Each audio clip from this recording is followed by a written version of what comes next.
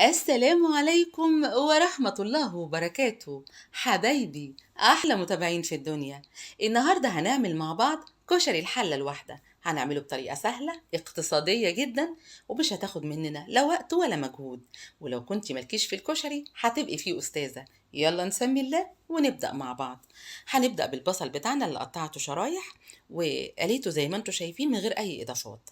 بعد كده بقى هنجيب حلة ننزل فيها بزيت نباتي، بصلاية فرمينها ناعم، فصين من التوم الفريش، وبنقلب ولا أسهل من كده.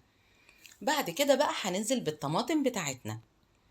بالنسبة للتوابل بقى هتبقى عبارة عن كمون، خلطة السبع بهارات، والملح. لو حابين تضيفوا مرقة يفضل انها تكون مرقة خضروات مش مرقة دجاج. زي ما انتوا شايفين معايا كده بالظبط. العدس بتاعنا بقى عشان مستعجلين عليه هنغسله كويس، وبعد ما نصفيه هننزل عليه بمية مغلية من الكتل.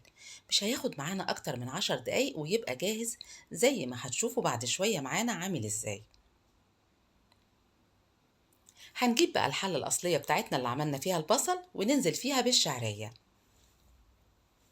أول ما الشعرية بتاعتنا تحمر هننزل بالرز.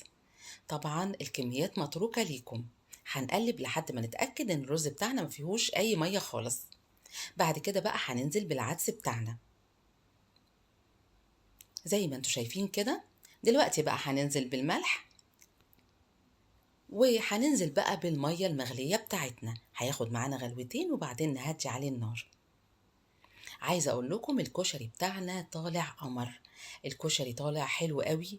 بجد تحسوه زي الكشري اللي بناكله في المحلات كده او حتى على العربيات. كمان طالع يعني مش محتاجين نهويه ولا اي حاجة، لان الكشري طالع معانا بسم الله ما شاء الله زي ما انتوا شايفين كده. بجد بتمنى من قلبي تجربوا الوصفة دي، أتمنى أكتر إنها تعجبكم. وده كان الفيديو بتاعنا النهاردة. بتمنى من قلبي إنه يعجبكم. يا ريت إذا عجبكم ما تبخلوش عليا بقى بلايكاتكم الحلوة. عايزة أعرف رأيكم في الفيديو، شير كتير، والاشتراك ده أساسي. واستنوني دايما في المطبخ مع سنة. بحبكم. السلام عليكم ورحمة